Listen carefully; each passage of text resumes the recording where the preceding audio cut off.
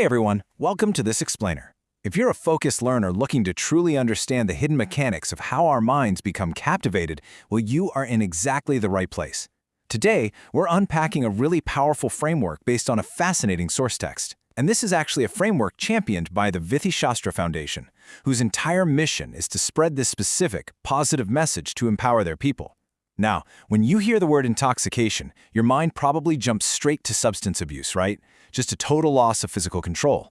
But what if we completely flip that on its head? What if intoxication is actually a mental model, a profound state of deep, all-consuming engagement that can either totally wreck your potential or literally launch you way above the crowd? We're going to dive right into the crazy duality of this intense mental state, exploring the razor-thin line between a negative addiction and a positive obsession. So our source text kicks things off with this really striking phrase in Hindi, Nasha do tarah ka hota hai. For our English speakers, that translates pretty directly to, there are two types of intoxication. Right out of the gate, the text sets up a binary. It tells us that this consuming state of mind, it's not monolithic. It doesn't just go in one single direction. It actually splits. It creates this massive fork in the road of your life, and grasping the mechanics behind these two distinct paths is absolutely crucial for mastering your own mental focus. To truly get this wisdom, we kind of have to redefine our core term here. The word used is nasha. Conventionally, people translate it as intoxication, but actually, scratch that. In this context, it represents something much broader and, honestly, a lot more powerful. It's an intense obsession. We really need to view it as a deep, consuming state of mental engagement. You know that feeling when your brain is just so locked onto something that the rest of the world literally just fades to black? Just pure tunnel vision. That feeling of being utterly lost in an activity or a thought process? That right there is the true nasha we're analyzing today. And this perfectly captures the exact duality our text lays out for us. Think about these two opposing forces sitting side by side. On the one hand, we have a state of being consumed that results in a massive loss, literally forgetting your life goals. On the other hand, we have a state of being consumed that results in massive gain, elevating your understanding. Both require you to completely lose yourself in the process, but the destinations, they are literal polar opposites. It's like the difference between sinking into the quicksand of a bad habit versus diving headfirst into a goldmine of learning a new skill. The immersion feels exactly identical at first, but the outcome changes your entire life trajectory. Let's break down each of these paths precisely how the source describes them.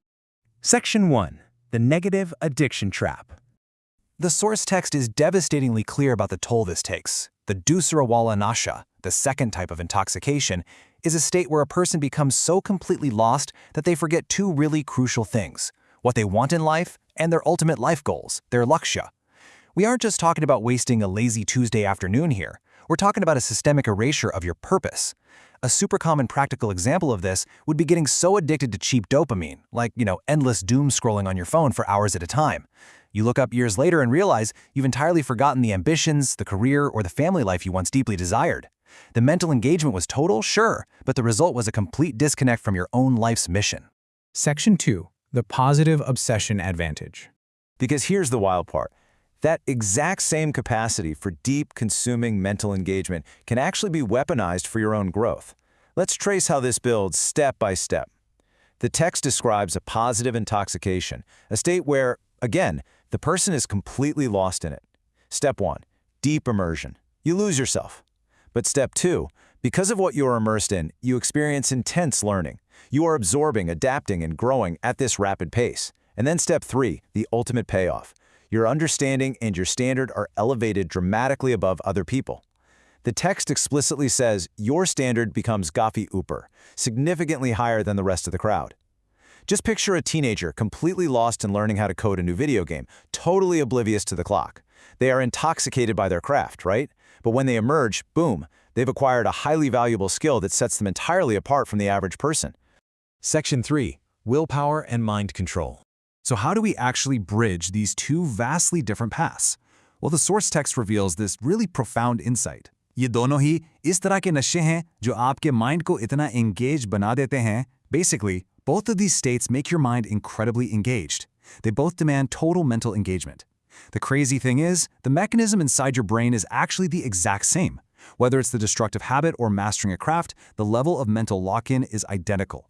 The fire burns just as hot in both furnaces. The only difference is what you are choosing to throw into the flames. And because that fire burns so hot, managing it is, well, it's not easy. To actually control either of these intense states of mind, we need Shakti. In this context, Shakti is the immense inner strength, the willpower, the raw mental force required to steer the ship. You need serious Shakti to pull yourself out of the negative addiction trap, right? To stop forgetting your life goals. But equally, you need that same immense Shakti to sustain a positive obsession, to force yourself into that deep immersion of learning when it gets really difficult. The mind desperately wants to be engaged. It is your inner strength that actually dictates the direction of that engagement. Which leaves us with this final, critical reflection. We've seen exactly how the source text maps this whole thing out. Your mind is going to seek out deep, consuming engagement. It is absolutely going to find its nasha one way or another. It will either passively fall into a negative addiction that erases your life's goals, or it will be actively directed into a positive obsession that elevates your understanding way above the crowd.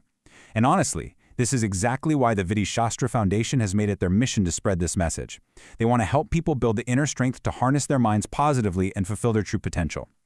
So as you look at your own daily routines, your own habits, and those deeply engaged states of yours, you really have to ask yourself, both paths consume the mind. Do you have the inner strength to choose the right one?